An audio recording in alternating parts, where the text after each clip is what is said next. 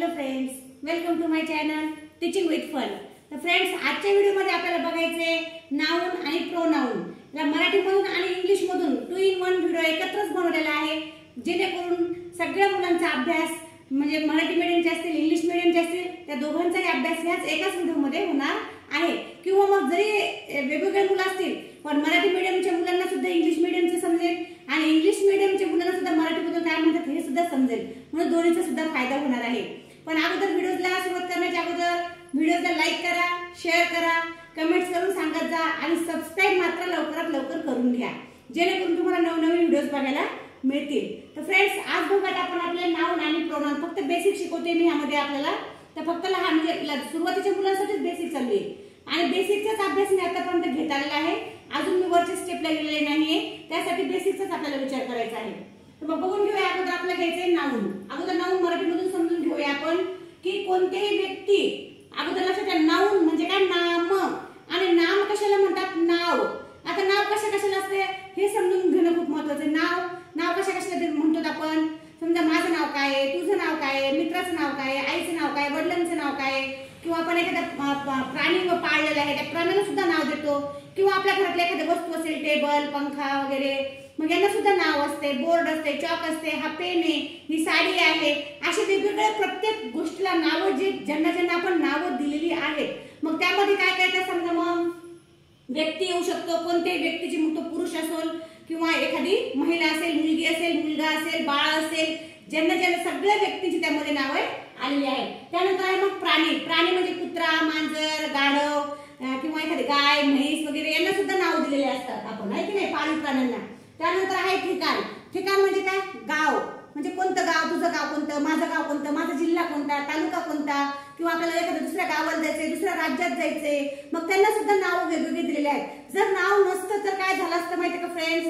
जर नाव नसते, मला नाव नसतं, तुम्हाला नाव नसतं, तर आपण कोणालाही कधीही ओळखू शकलो नसतो, आहे की नाही? मी कोण आहे, तुम्ही कोणाचा व्हिडिओ बघताय, किंवा माझ्या मित्राचं नाव काय, माझ्या आईचं नाव काय, माझ्या वडिलांचं नाव काय, आपल्याला खूप गोंधळ झाला असता। त्यासाठी काय केलेलं आहे मग? सगळ्यांनी सगळ्या वस्तूंचे किंवा सगळ्या प्राण्यांचे किंवा सगळ्या व्यक्तींचे, सगळ्या ठिकाणांचे, सगळ्या नद्यांचे अशी नावं दिलेली आहेत। कारण एकच व्यक्ती किंवा एकच जर वस्तू असते तर त्याला नाव नसतं, पण व्यक्तीमध्ये खूप प्रकार पडलेले आहेत, है की नाही?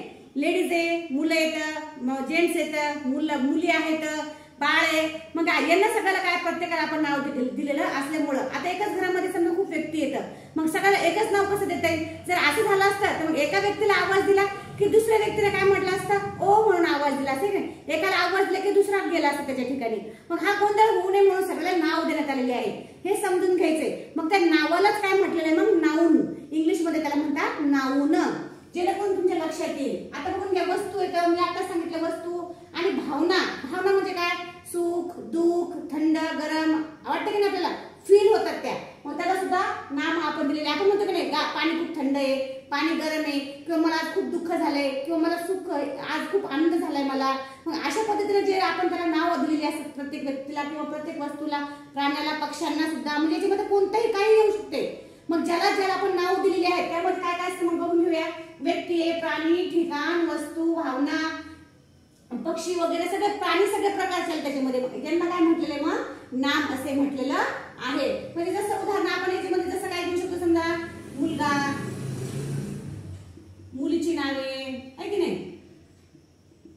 किंवा मग आपण डायरेक्टली त्याची नावं घेऊया। एक्झाम्पल मध्ये काय घेऊया, समजा आता राम मुलगा झाला, कमल ही काय झाली? मुलगी, आहे की नाही? एखाद्या ठिकाणी समजा आता घेऊया आपण जालना, किंवा कोणतेही गाव घेऊ शकतो तुम्ही, आपण जे स्वतः राहतो कोणतेही गावाचे नाव वगैरे। मग आता त्यानंतर आपल्याला भावना, थंड, गरम, दुःख, सुख, आहे की नाही? त्यानंतर अशा वस्तूंची नावे, प्राण्यांची नावे, समजा आता कुत्र्याला नाव ठेवतो आपण डॉगी, अशा पद्धतीनं हे काय झालेत मग आपले सगळे नाम झालेले आहे। समजा पंखा, निर्जीव वस्तू सुद्धा, यामध्ये निर्जीव वस्तू सुद्धा एका ध्यानात ठेवायचे, म्हणजे हा बोर्ड आहे, चेअर आहे आपली, टेबल, फॅन वगैरे, मग याला सुद्धा आपण नाव दिलेली आहेत, आहे की नाही? मग आपण जर टेबल याला बोर्डला आपण पेन म्हटलं असतं, पेनला बोर्ड म्हणलं असतं, चाललं असतं का? नाही। हा गोंधळ उडू नये म्हणून काय केलेलं मग? सगळ्या वस्तूला, सगळ्या ठिकाणाला किंवा सगळ्या गोष्टीला अशा नावं दिलेली आहेत। मग हे तुमच्या लक्षात आलं असेल नावाचं असतं। आता समजा हे झालं आपलं, याच्यामध्ये काय काय येऊ शकतं? आता गंगा नदी, मग आहे, मुलीचं नाव पण आहे आणि नदीचं पण नाव आहे. मग अशा पद्धतीने हे झालं नाव. मग आता त्याचं एक्झाम्पल मध्ये आपण काय घ्यायचंय? मग एक्झाम्पल मध्ये घेऊया आता. माझे नाव कमल. कमल काय झालं? मुलीचं नाव झालं. कमल आहे. अशा पद्धतीने हे काय झालं? एक प्रकारचं एक्झाम्पल. मग आता तुम्हाला नाम आणि नाव हे एकच आहे की नाही? मग हे अशा पद्धतीने तुम्हाला समजलेलं असेल. आता इंग्लिश मधून समजून घेऊया. इंग्लिश मध्ये बघा आता. अ नाउन इज, ही फक्त डेफिनेशन आहे. हे डेफिनेशन तुम्हाला पाठ करून घ्या जेणेकरून तुम्हाला लक्षात राहील. मराठीतल्या जे मराठी मीडियमची मुले त्यांनी मराठी मधली ती व्याख्या पाठ करून घ्या आणि इंग्लिश मीडियम त्यांनी ही डेफिनेशन पाठ करून घ्यायचे. A noun is the name. नक्की लक्षात ठेवा. अ नाउन म्हणजे काय? नाम. Is the name of. Person म्हणजे काय झालं? मग व्यक्ती. एनिमल्स म्हणजे प्राणी. प्लेस म्हणजे काय? ठिकाण किंवा जागा. थिंग्स म्हणजे वस्तू. सजीव निर्जीव कोणतेही वस्तू येऊ शकतात. आणि फिलिंग म्हणजे काय? भावना.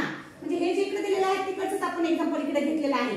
त्या हिशोबाने म्हणजे मराठी आणि इंग्लिश मधून तुम्हाला जेणेकरून दोन्ही लक्षात बसेल. मग त्याच्यामध्ये पण आपण काय घेऊ शकतो एक्झाम्पल मध्ये? मग राम, कमल, जालना, है की नाही? फुल इज राम. मग हे राम काय झालेलं आहे? नाव झालेले. म्हणजे माझे नाव काय आहे? मग राम आहे. अशा पद्धतीने इकडे मराठीमध्ये काय? माझे नाव कमल आहे. इकडे मुलीचं नाव घेतलं आपण. इकडे मुलाचं म्हणजे कोणतंही नाव येऊ शकतं आहे की नाही? मग अशा पद्धतीने आपल्याला तुम्हाला हे नाव आणि नाम आहे याच्यातला गोंधळ निघून गेला असेल. आणि त्यानंतर शब्द आहे प्रोनाउन. सर्वनाम. आपण मराठीमधून समजून घेऊया जेणेकरून आपल्याला सोपं जाणार आहे. कारण आपली मातृभाषा मराठी. आपण मराठी मीडियम मध्ये जास्त शिकलेलो आहोत. बरेच विद्यार्थी जास्तीत जास्त मराठी भाषा बोलतो आपण. त्यामुळे आपल्याला मराठीमधून येणं खूप गरजेचं आणि समजणं गरजेचं. हे जर समजलं तर मग इंग्लिश मधून आपल्याला समजायला सोपं जाणार आहे. मग आता सर्वनाम काय बघून घेऊया. नाम कळलं. नाम म्हणजे प्रत्येकाचे नाव आली. मग आता सर्वनाम.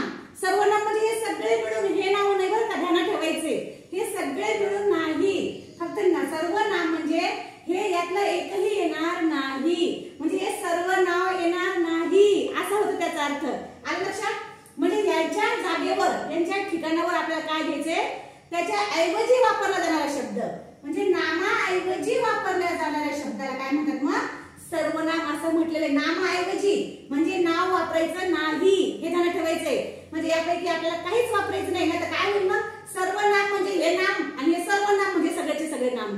असं होणार नाहीये. त्यासाठी काय करायचं आपल्याला? सर्वनामाचे सेपरेट शब्द. म्हणजे आता समजा आपल्याला मी समजून सांगण्याबद्दल, म्हणजे समजा आता मी अभ्यास करतो. मी म्हणजे काय? मी माझं नाव घेतलं का स्वतःचं? नाही. मी म्हणजे काय? माझ्या नावाच्या जागेवर मी कोणता शब्द वापरला? मी. आता कधी कधी काय होतं? ए तू काय करतोस? विचारतो की नाही? तू काय करतोयस? मग तो काय म्हणतो? अरे मी जेवायला बसलोय. अरे मी आताच मला इकडे गावाहून आलोय. अरे मला आताच गावाला जायचं आहे. असं म्हणतो की नाही आपण? मग याचा अर्थ काय होतो? की आपण नावाचा वापर करत नाही. नाव आहे सगळ्यालाच, पण नावाचा आपण वापर तिथे करत नाही. मग त्यासाठी कोणते शब्द वापरतात बघा. जसे की मी, तू, मला, त्या, ती, हे, ह्या असे बरेच नाव आहेत जे आपल्याला नामाच्या ऐवजी वापरले जाणार आहोत आपण. हे, ह्या, ही, तुम्ही, आहे की नाही? असे बरेच शब्द येतात की आपण ते नावाच्या जागेवर वापरत असतो. मग आता समजा मला एक्झाम्पल मध्ये तुम्हाला द्यायचे. मी अभ्यास करतो किंवा करत आहे. काही लिहू शकतो आपण. करतो किंवा करते. मुलगी असेल तर करते, मुलगा असेल तर करतो, असं वाक्य येते. मग आपण इथे मी म्हणजे काय? इथे आपण नाव कोणाचंच घेतलेलं नाही. जसे की माझे नाव कमल आहे. मग इथे कमल नाव आलेलं आहे, पण इथे नाव आलेलं आहे का? नाही. इथे आपण काय घेतले? मग मी शब्द घेतले. किंवा तू काय करतोस? तू काय करतो किंवा करत आहे. असे बरेच वाक्य आपण. आता इथे बघा, इथे मी कोणता शब्द वापरला? मी. इथे वापरला तू. तसंच मला आज गावाला जायचे आहे. तुला कुठे जायचे आहे? तुझे नाव काय आहे? ते काय आहे? त्या काय आहेत? म्हणजे असे बरेच आपण ही, तुम्ही, ह्या, हे असे बरेच शब्द येतात की आपण सर्वनामाच्या जागेवर वापरणार आहोत. आता हे लक्षात आलं असेल तर मग आता इकडे समोर बघून घेऊ आपण प्रोनाउन. आता प्रोनाउनची डेफिनेशन काय आहे? A word which is used in place of a noun is called a pronoun.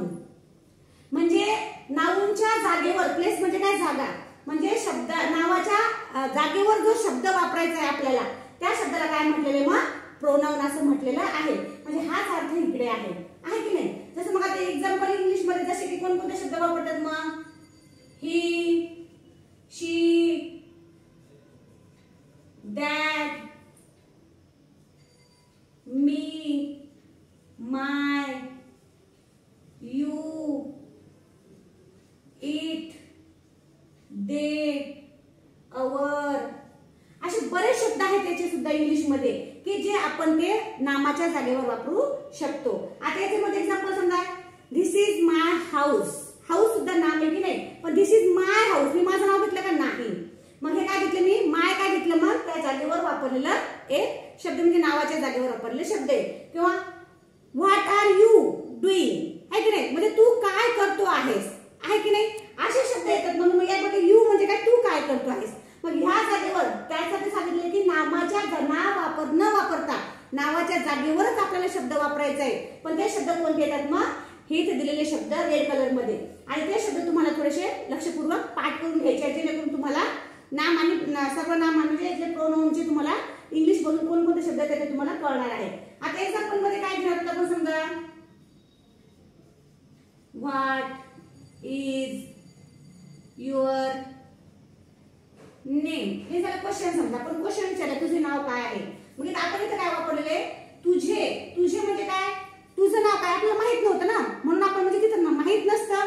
समजा अचानक कोणी आपल्या समोर आलं मग आपण त्याला काय म्हणतो, नवीन व्यक्ती आले आपल्या समोर, अरे तुझं नाव काय, म्हणजे आपल्याला माहित नसतं. नंतर तो काय म्हणतो माझे नाव आहे, मग त्याच्यामध्ये नाऊन येईल. पण हे आपल्याला काय बघायचं आता प्रोनाउन, जो तो जेव्हा विचारणारा असतो तो तुझे नाव काय असं विचारणार आहे, आणि जेव्हा तो आन्सर देईल समोरून तर रिप्लाय देईल तेव्हा त्याला तो काय म्हणाल मग स्वतःचं नाव सांगेल तेव्हा मग तिथं नाऊन येणार आहे. मग अशा पद्धतीने काय करायचं आपल्याला, हे जे शब्द आहेत ही, शी, इट, दे, माय, माइन असे बरेच शब्द आहेत की ते त्या जागेवर शब्द असे वापरले असतात जेणेकरून तुम्हाला ते वाक्य समजले पाहिजे की ही, शी, इट, दे आपल्याला प्रोनाउन मध्ये वापरायचे आहे.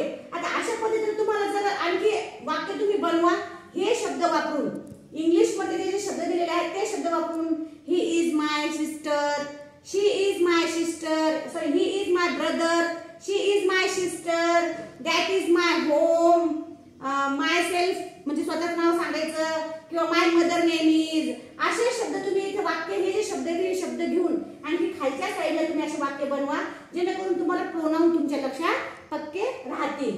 अशा पद्धतीने तुम्हाला हा व्हिडिओ 100% आवडला असेल. आणि नाऊन आणि प्रोनाउन हे म्हणजे नाम आणि सर्वनाम हे तुमच्या पूर्ण लक्षात बसलेलं आहे. तर मग फ्रेंड्स आणखी डबल सांगते, माझ्या व्हिडिओला लाईक करत जा, शेअर करत जा आणि सबस्क्राईब लवकरात लवकर करून घेत जा आणि दुसऱ्याला सुद्धा सबस्क्राईब करायला सांगा. Thank you very much.